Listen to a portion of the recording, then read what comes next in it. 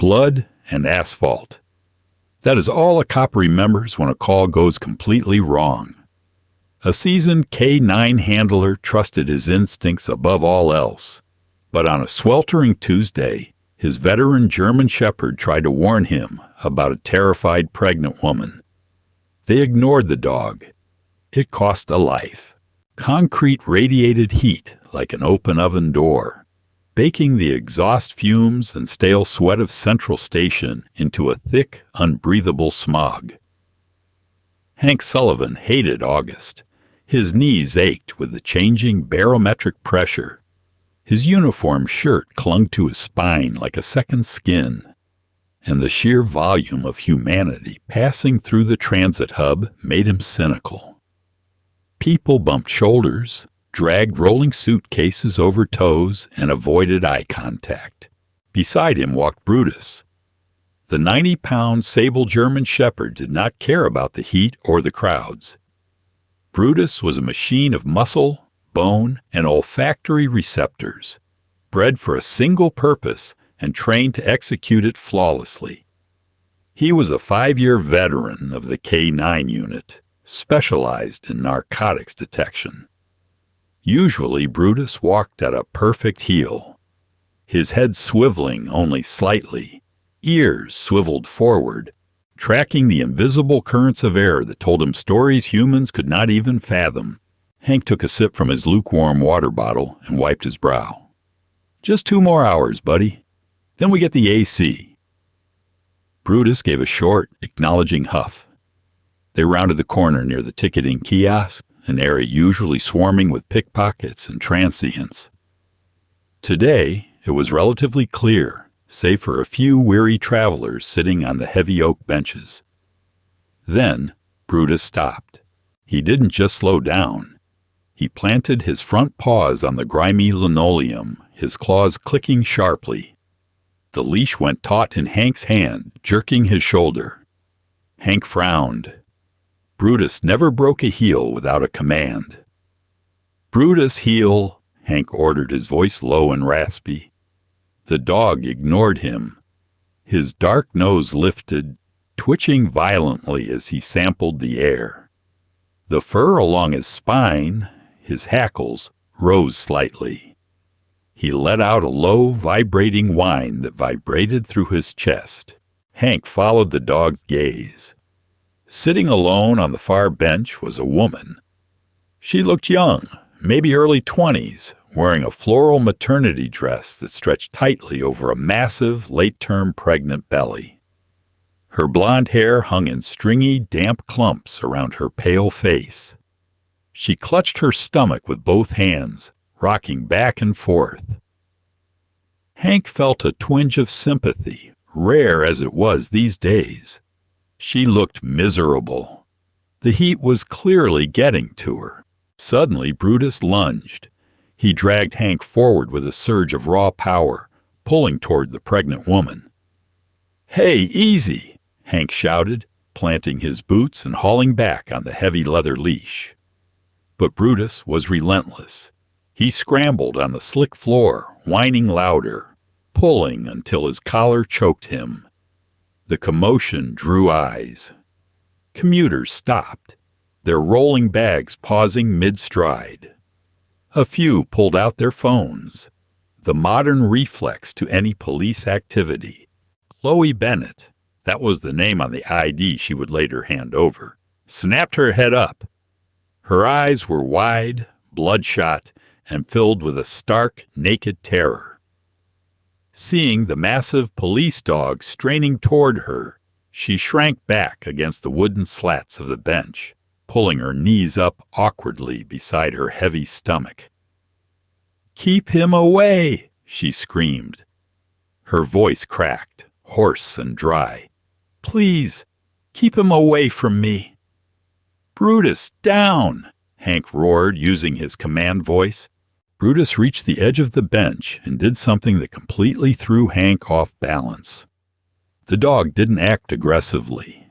He didn't bare his teeth or bark at her face. Instead, Brutus dropped his hindquarters onto the floor in a sharp, practiced sit. He looked at the woman's stomach. then looked up at Hank and let out a single, deafening bark. It was his final alert, the passive indicator that he had found a target odor. Hank's mind raced, trying to bridge the gap between his training and his eyes. Brutus was a drug dog. He alerted on heroin, cocaine, meth, and fentanyl. Why was he sitting and alerting on a pregnant woman in distress? "I'm sorry, ma'am," Hank said quickly, shortening the leash to a few inches and trying to drag Brutus backward. "He's just acting up. Are you okay? You look like you're in pain." Brutus broke the sit, a massive violation of his training. He shoved his snout forward, trying to root his nose directly into the fabric of her floral dress, right against her swollen abdomen. He began to paw frantically at the hem of her skirt. "Get him off!" she shrieked, kicking out blindly. Her sneaker caught Brutus in the shoulder, but the dog didn't even flinch. He just kept whining, scratching at the air, desperate to get to whatever his nose was telling him was there. "Back!" Hank hauled the dog away by the harness, dragging him 3 feet back. Brutus fought him the whole way, barking loudly now, a desperate, echoing sound that filled the terminal. Hank looked at the woman. She was hyperventilating, sweat pouring down her face, soaking the collar of her dress. Her hands were clamped over her belly, fingers digging into the fabric as if trying to hold herself together. "Are you in labor?" Hank asked, pulling his radio from his belt. She nodded frantically, gasping for air. Yes, it hurts. The baby, something's wrong. Please, just get an ambulance and get that dog away from me." Hank hit the transmit button. "Dispatch, this is K94. I need bus at Central Station, ticketing Concourse A. I have a female, late-term pregnancy in active distress." "Copy K94, the dispatcher crackled back.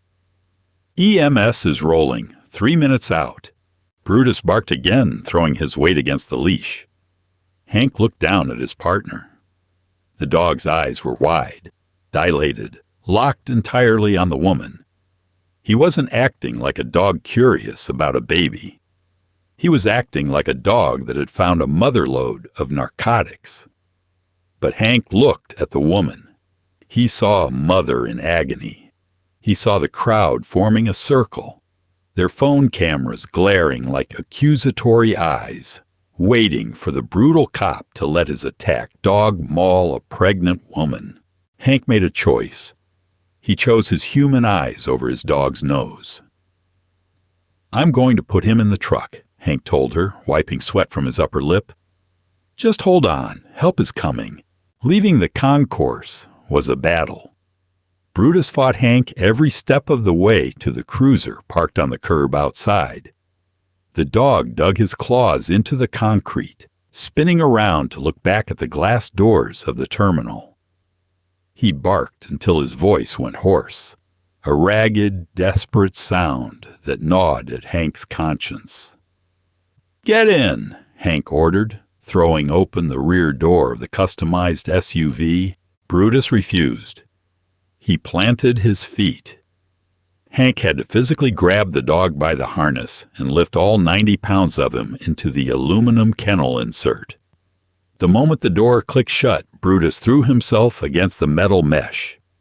He spun in circles, biting at the cage, whining with a pitch so high it hurt Hank's ears.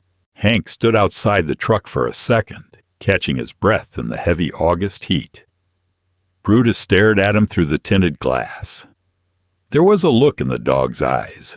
Not anger, not disobedience, but sheer, unadulterated panic.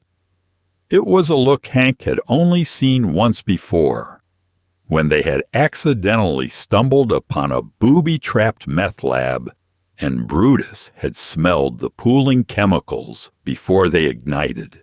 A siren wailed in the distance, cutting through the city noise. Hank shook his head, trying to clear his doubts. She's just a pregnant woman having complications. Hormones. Medical sense. Dogs get confused sometimes, he told himself. But the excuse tasted hollow in his mind. He jogged back into the station. The crowd around Chloe had grown. 2 transit cops had arrived and were trying to push the onlookers back. Chloe was now lying on her side on the bench, curled into a fetal position. Her moans were low, guttural, and deeply unsettling. Hank pushed through the perimeter, just as the paramedics arrived with a gurney. They moved with practiced efficiency, popping the wheels down, rushing to her side. "Ma'am, I'm Davis," the lead medic said, dropping to one knee. "We're going to help you out. How far along are you?" Chloe didn't answer. Her jaw was clenched shut so tight the muscles in her cheeks were trembling.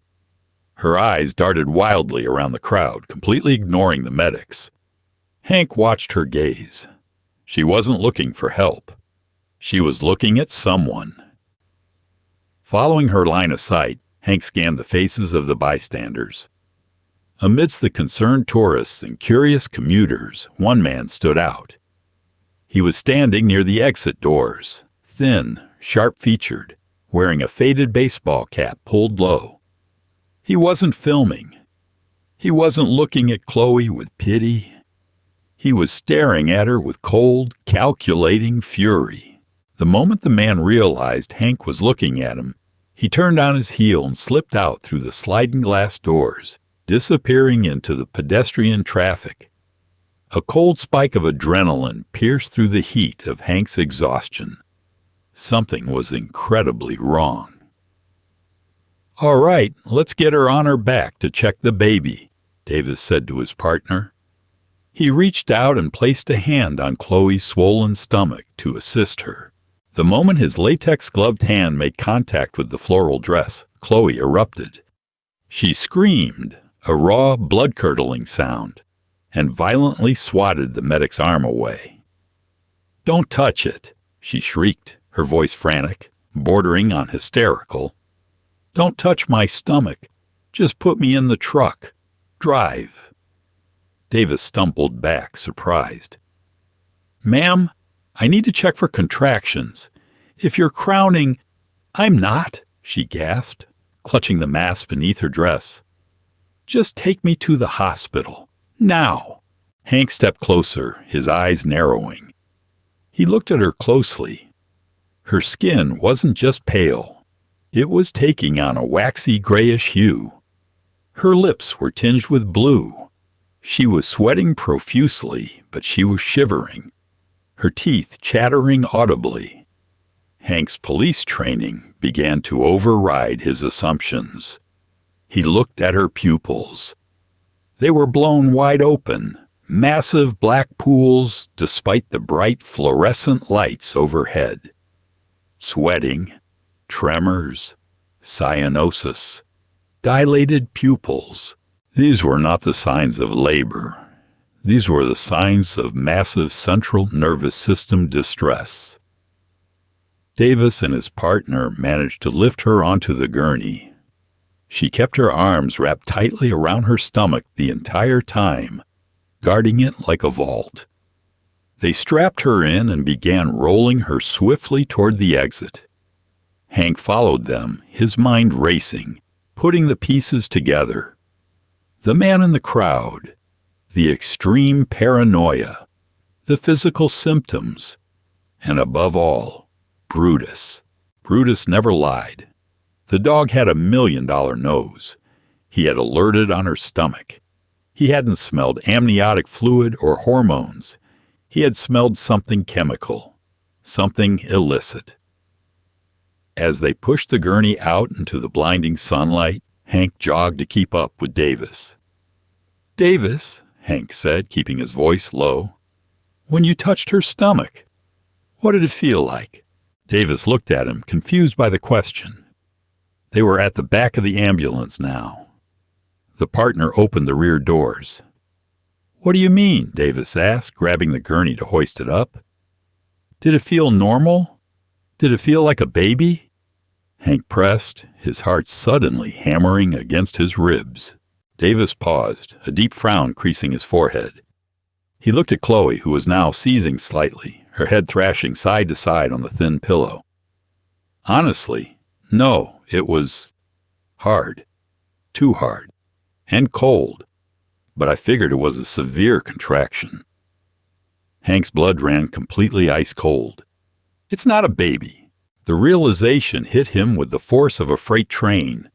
The floral dress, the clutching hands, the desperation to get away. It was a smuggling tactic. Cartels and runners used fake silicone bellies to move bulk weight through checkpoints and transit hubs. It disguised the volume and played on human empathy. Nobody wants to pat down a pregnant woman. But Chloe wasn't just sick from the heat.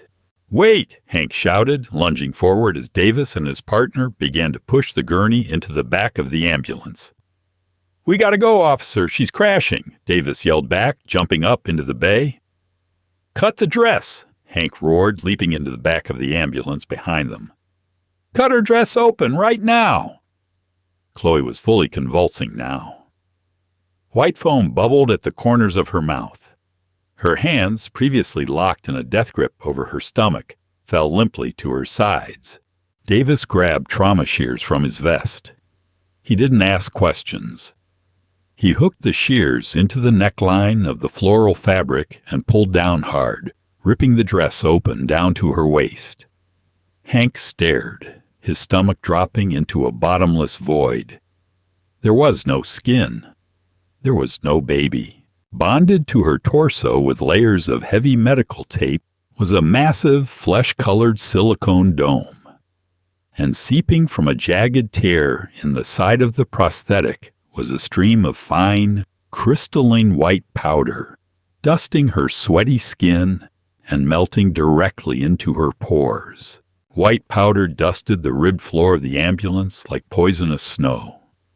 Hank stared at the ruptured silicone belly. His breath caught tight in his throat. It was not a tear. It was a blowout.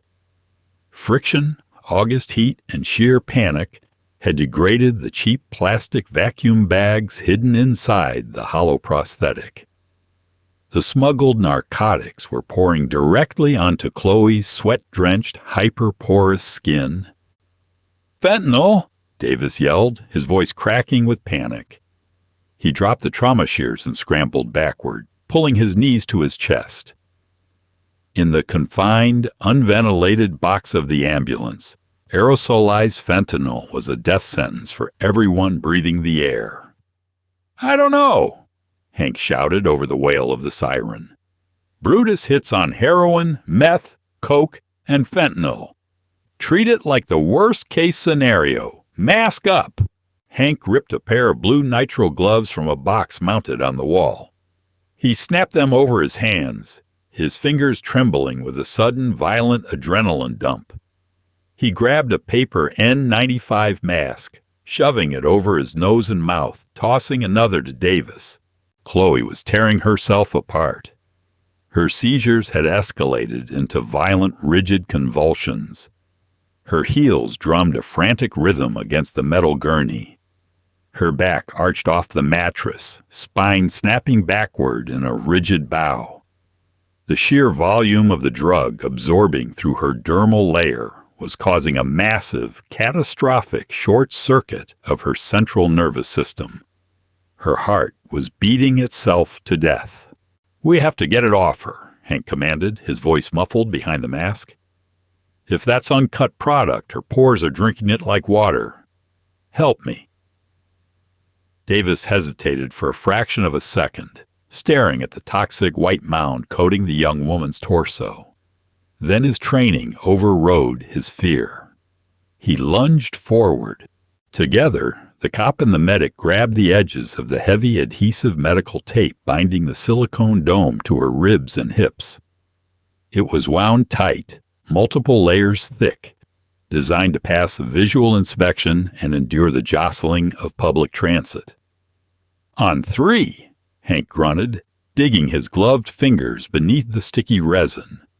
1, 2, pull. They ripped the tape backward. The sound was sickening, a loud, wet tearing of adhesive ripping away hair and top layers of epidermis. Chloe let out a strangled, choked gasp. Bloody foam sprang from her lips.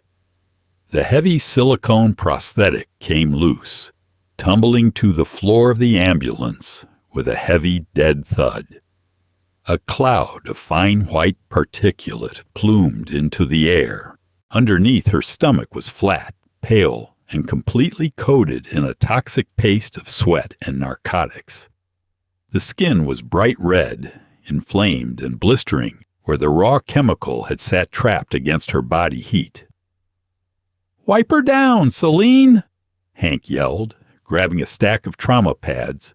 Davis was already ripping open plastic bottles of sterile saline solution, squeezing them violently over her torso. The water flushed the white paste away, washing the poison off her skin and down the sides of the gurney, pooling on the floorboards. Hank scrubbed at her flesh with the gauze, uncaring about how rough he was being. Every second the drug remained on her skin. Her liver and heart were drowning in toxicity.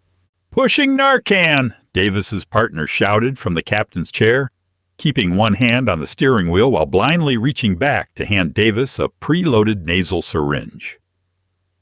Davis snatched it, jammed the plastic cone into Chloe's right nostril, and depressed the plunger. 4 milligrams of naloxone slammed into her sinus cavity. He grabbed a second rig, shoving it into her left nostril. 8 milligrams. Enough to reverse an elephant's overdose. They waited. The ambulance swayed violently as it took a hard left turn, the tires screaming against the asphalt. Nothing happened. Chloe's back remained arched. Her eyes rolled back so far only the yellowed bloodshot sclera showed. Her lips, previously tinged with blue, were now a dark, bruised purple. "It's not hitting," Davis panicked, grabbing a bag valve mask and forcing it over her mouth to push oxygen into her lungs.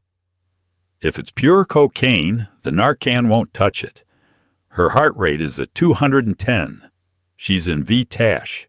Hank knelt on the floor, bracing his boots against the cabinets to keep his balance. He looked at the girl. She looked incredibly small without the massive fake belly. She was just a kid. A terrified, desperate kid who had likely been forced into muling weight for a cartel, knowing the bags were leaking, knowing she was dying in the middle of a crowded train station. That was why she was holding her stomach. She wasn't holding a baby. She was desperately trying to hold the broken bags together, trying to stop the leak. That was why she screamed when the medic touched her. She knew the pressure would force the drugs out faster, and she had looked right at her handler in the crowd, the man in the baseball cap. He was there to ensure the delivery was made. He watched her die, and then he walked away to save himself. Guilt hit Hank like a physical blow to the ribs. Brutus knew. The dog had tried to tell him. Brutus hadn't just alerted. He had broken his training to physically point out the exact location of the contraband. He had barked his throat raw, begging his handler to intervene, begging him to pull the poison off this girl. But Hank had looked at the crowd. He had looked at the cell phone cameras, recording his every move. He had visualized the viral videos, the public outcry, the internal affairs investigation over letting an aggressive police dog assault a pregnant woman. He had let optics and fear blind him. He had trusted his cynical human brain over a creature whose only language was truth. "Come on, kid, stay with us," Hank muttered, pressing a fresh gauze pad against her clammy forehead. "You're almost there. Hold on." The heart monitor suddenly shrieked. It was not the rapid, frantic beeping of a racing heart. It was a solid, continuous tone that vibrated off the aluminum walls. A flat line. "She's coding!"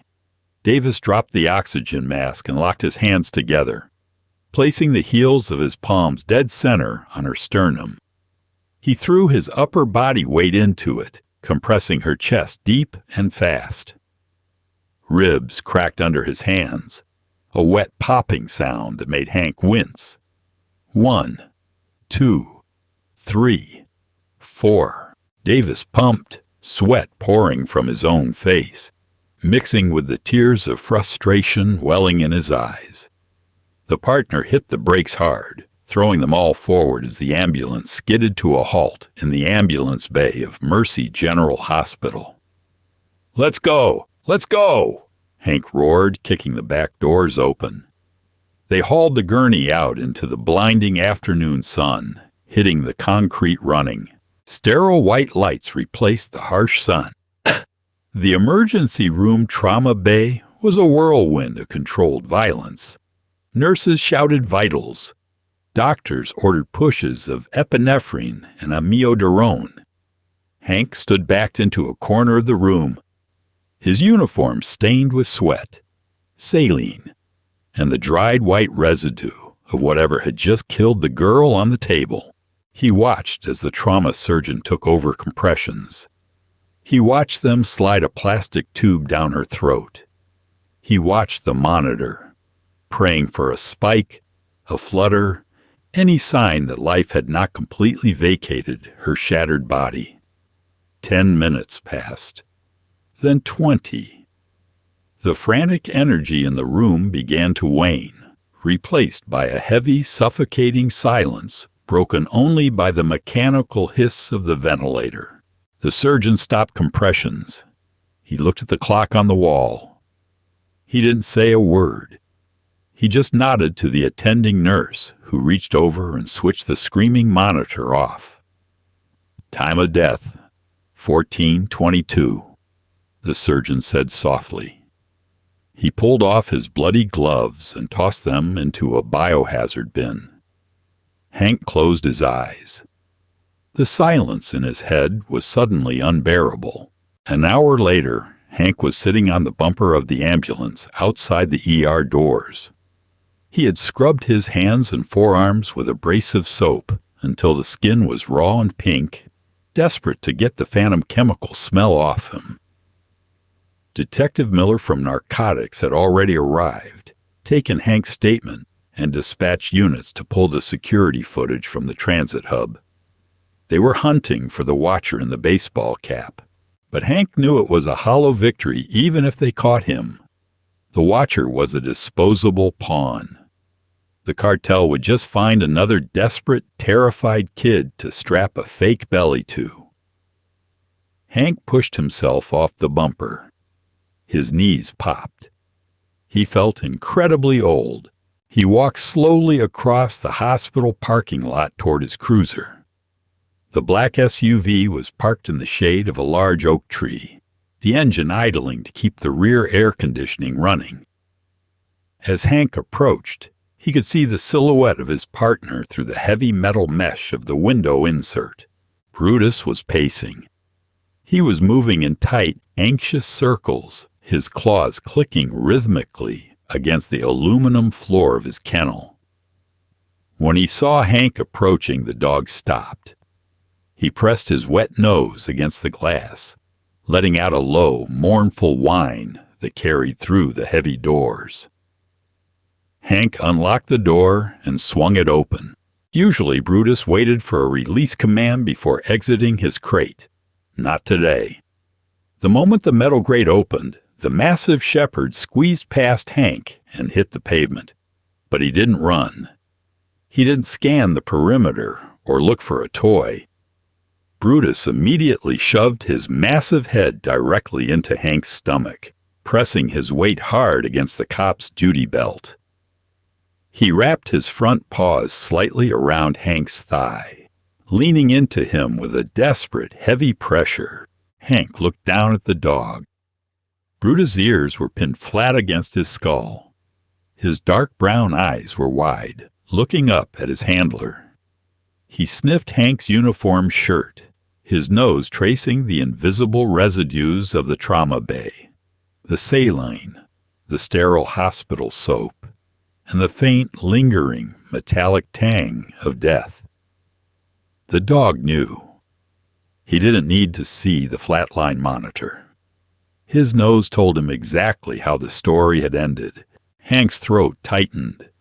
The cynical, hardened armor he had built over 20 years on the force cracked wide open, shattering into dust. His knees buckled slightly, and he slid down the side of the cruiser, hitting the hot asphalt. He sat there, his back against the tire, oblivious to the dirt and the heat. Brutus followed him down. The 90-pound predator crawled into Hank's lap like a frightened puppy. He rested his heavy chin heavily on Hank's chest, directly over his heart, and let out a long, shuddering sigh. Hank wrapped both arms around the dog's thick, muscular neck. He buried his face in the coarse sable fur between Brutus's ears. The dog smelled like dust, dog shampoo, and pure, unfiltered loyalty. "I'm sorry," Hank whispered, his voice cracking violently. The tears he had held back in the ambulance finally spilled over, hot and bitter, soaking into the dog's coat. "I'm so sorry, buddy. You tried to tell me. You did everything right. I was too stupid to listen." Brutus didn't pull away. He didn't care about human politics. He didn't care about cell phone cameras or lawsuits or the optics of the job. He only cared about his partner, and right now his partner was broken. The dog reached up and gave Hank's jaw a single rough lick, then rested his head back down, grounding the man with his steady, rhythmic breathing. They sat there in the parking lot for a long time as the sun slowly dipped behind the city's skyline. Hank realized the bitter truth of the badge. Humans lie, humans panic, and humans let fear dictate their actions. But the dog never lied. From that day forward, Hank made a silent vow. He would never again doubt the nose, the instinct, or the heart of the animal beside him. The world was a chaotic, deceitful place, but Brutus was the compass that pointed true north. Hank tightened his grip on the dog's harness. "Come on, partner," he said softly, his voice steadying. "Let's go back to work. If this tragic but powerful story of duty, instinct, and the unbreakable bond between a K9 and his handler moved you, please hit the like button. Share this video to honor the difficult split-second decisions our officers and their K9 partners face every single day. Don't forget to subscribe and turn on notifications for more deep, gripping true crime and first responder stories that explore the darkest and most human corners of our world.